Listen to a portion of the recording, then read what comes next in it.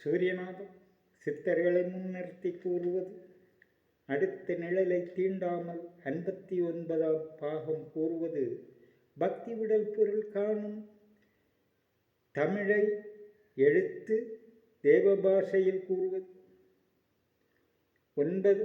ஒன்பான அவஸ்தையில் ஜீவ பர சிவ என்பதன் அர்த்த உடல் தத்துவம் கூறியது.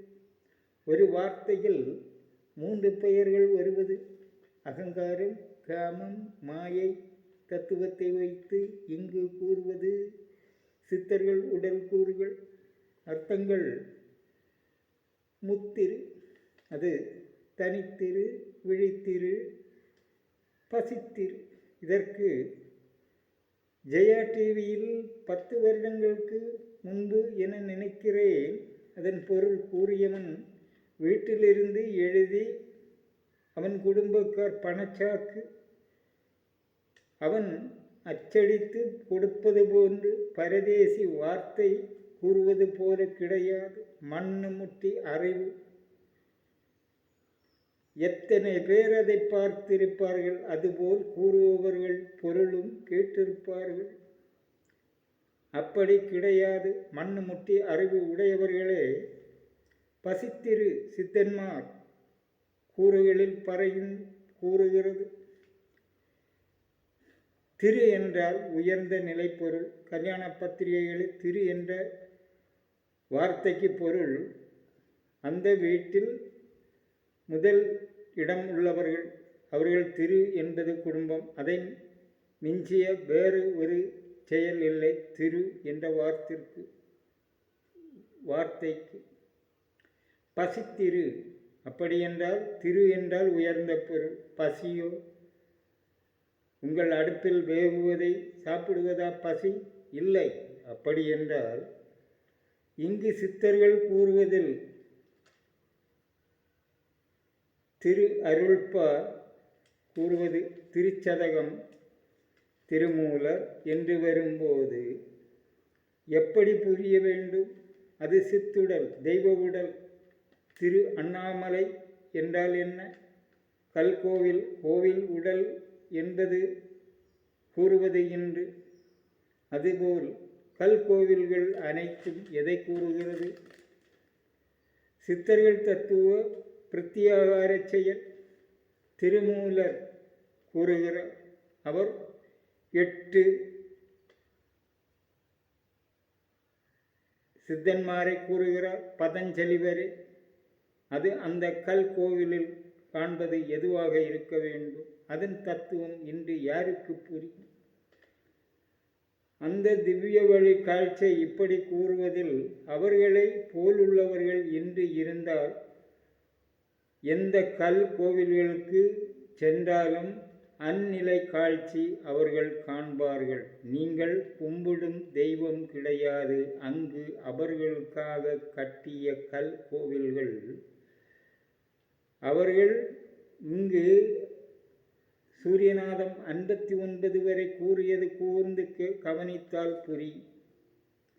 அப்படிப்பட்ட தத்துவ காட்சி அகக்கண் காட்சியில் புற காட்சிகள் ஆத்தும திருஷ்டி என்பதன் அர்த்த உடலில் காணும்.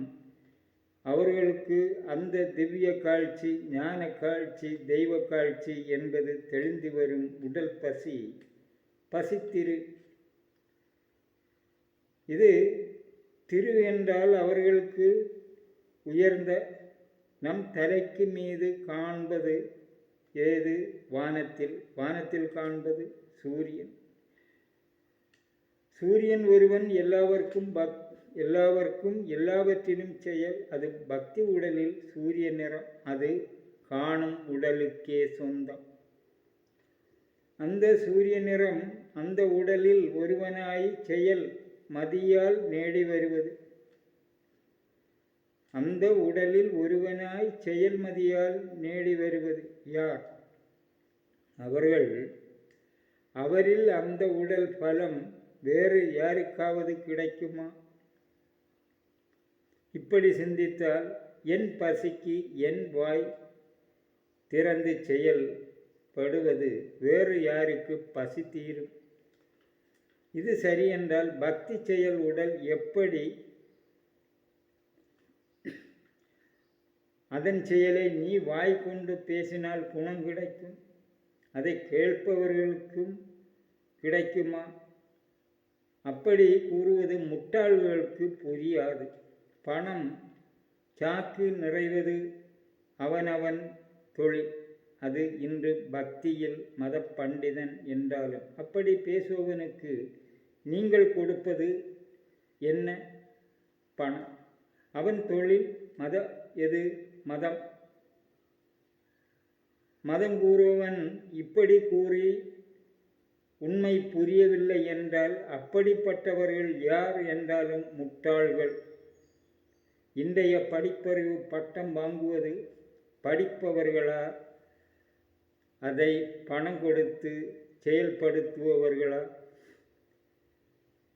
இப்படி யோசித்தால் உனக்கு இங்கு அர்த்தம் கூற தகுதி இருக்கா? படித்து பட்டம் படித்து பரீட்சை எழுதிய நபர் என்றால் உங்கள் தெய்வம் என்பதற்கு உங்களில் என்ன உரிமை? எழுதியதை படிப்பது மனசு புரிய, அதன் வழியில் புரிவதற்கு. தெய்வம் யாரையாவது அடிமைப்படுத்தி அந்த செயல் எழுதவில்லை. மதமாற்ற, வாழ் கொண்டு வெட்ட, ஜீவன்களை கொண்டு தின்பது உன் உடல். அது உன் உடலின் ஆசை. மற்றொருவன் பெண்ணை மணமுடித்து என்றாலும் அது அடுத்த ஜீவன் உடலே. அந்த உடல் உருவானது உன் காமம் ஆசைக்கு. நீ உனக்கு இணங்க, அவளும் உன்னில் இணங்க. நீ எந்த மணி மாளிகையும் பணிது கொடுப்பது உன் ஆசை, உடல் ஆசை தீர. இவை உன் வாழ்விற்கு உள்ளது. அங்கு ஏதடா பக்தி? நீ அதை கூறினால் என்ன நடக்குது? சக்தி. புரியவில்லை? அதுகொண்டுதான் முட்டாள்கள் என்று கூறுவது. அது நானாலும் யாரானாலும். இங்கு வெட்டினால் துண்டு இரண்டு, அது சத்திய சொல். அதுபோல இங்கு கூறுவது. இங்கு கூறும் பசித்திரு பக்தி உடல். அது எப்படி? மதியான உடல் பொருள் மதி அமர்ந்து நேடி வருவது. மதி என்றால் என்ன? உன் இயற்கை உடலை சத்திய உடலாக்குவது மதி. மதி அமர்ந்து மதிய நேர சூடு எது? உச்சை சூடு, சூரிய ஒளி, வெள்ளை நிறம். அந்த சூடு நிறம் உன் உடலுக்குள் இருந்து உடலை உருக்கி மதிய நேர ஒளி நிற சக்தி நெற்றியில் வடிந்து அதை குடிக்க பசித்திரு. அநேக அர்த்தங்கள் இங்கு உண்டு. அப்படி வருவதில் ஜீவ பர சிவ 3 தத்துவங்கள் இதில் தேர்வு செய்து வருவது.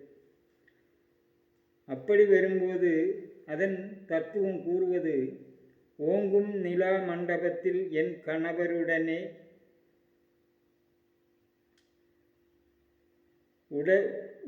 உண்டான தெள்ளமுதம் உண்டு பசி தீர்த்தேன். அப்படியென்றால் ஓங்கும் நிலா மண்டபத்தில் என் கணவருடனே,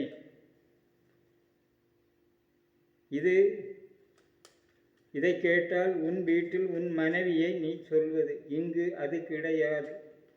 இடது கண் காமன் சந்திரன், நிலா சந்திரன் இங்கு உடலில். அப்போது அந்த கண்ணை தாங்கி இருக்கும் மண்டபம் நெற்றி. என் கணவருடனே என் பஞ்ச இந்திரிய செயலில் வரும் கண்ணின் கீழ் செயல் ஒலி. கணவருடன் கண்ணில் இமை மாறி வருவது. அப்படி அந்த செயலில் கண்டு உண்டான தெள்ளமுதம் குண்டலி நீர் அமிர்தம். குண்டலினி யோகம் முடிவில் அந்த தெள்ளமுதம் உண்டு பசி தீர்த்தேன், அமர்ந்து குடித்தேன். இது 30 அனுபவ மாலை கூறுவது தேவசக்தி செயல்.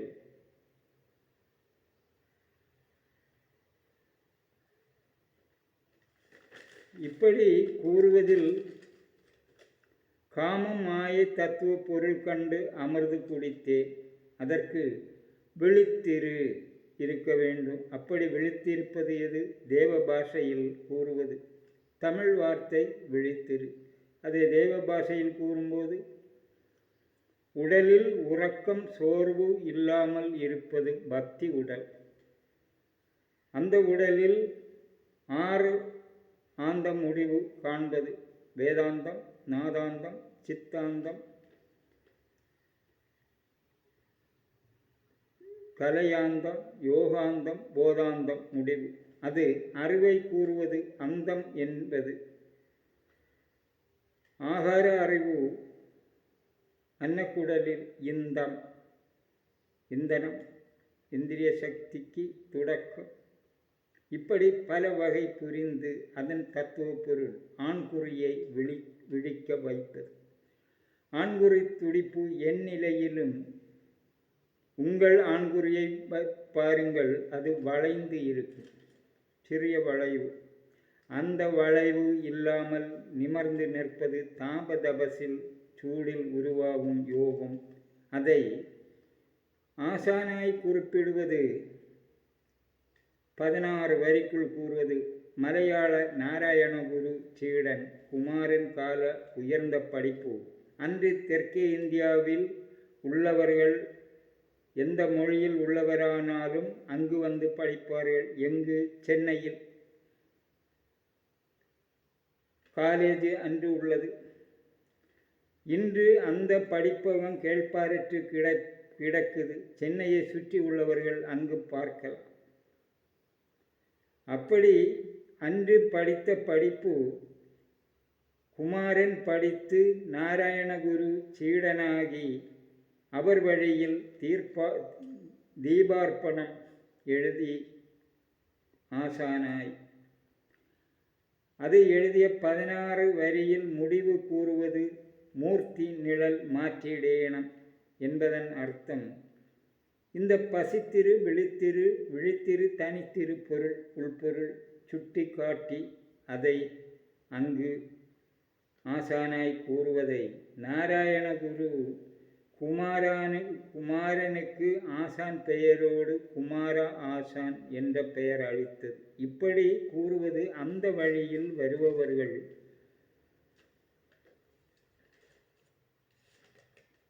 எழுத்துக்கள் ஒலி தத்துவம் படித்து அதன் தத்துவத்தில் மொழி வேறானாலும் தத்துவம் ஒன்று என்பதை இங்கு உடல் கூறுகளில் ஒன்றே அவர்கள் படிப்பில் என்பது. எந்த மதத்திலும் அதன் வழிகளை கூறுவது சித்தர்கள் தத்துவம். அதனால் விழித்திரு ஆத்மாவின் விழிப்புணர்வு குண்டலினி யோகத்தில் ஆண்குறி துடிப்பு சக்தி நெற்றியில் ஏறுவதில் ஆண்குறியின் தொலி மட்டும் அங்கிருக்க சக்தி நெற்றியில் கேறுவதில் 3ஆம் கண் திறக்கும். அந்த எழுத்தின் அந்த சக்தி எழுத்தின் பெயர் ஆயுத எழுத்து. தமிழில் அக்கு என்ற 3 புள்ளி. தமிழ் விழித்திரு என்பதன் தத்துவம். அதற்கு தனித்திரு என்ற நிலைமை ஆக வேண்டும். தனிமை உடல் 96 தத்துவ உடல் உங்களில் நடப்பது பல பல செயல்கள், பல பல எண்ணங்கள், பல நினைவுகள். அவையனைத்தும் ஒன்றாகி தனித்திரு அந்நிலையில்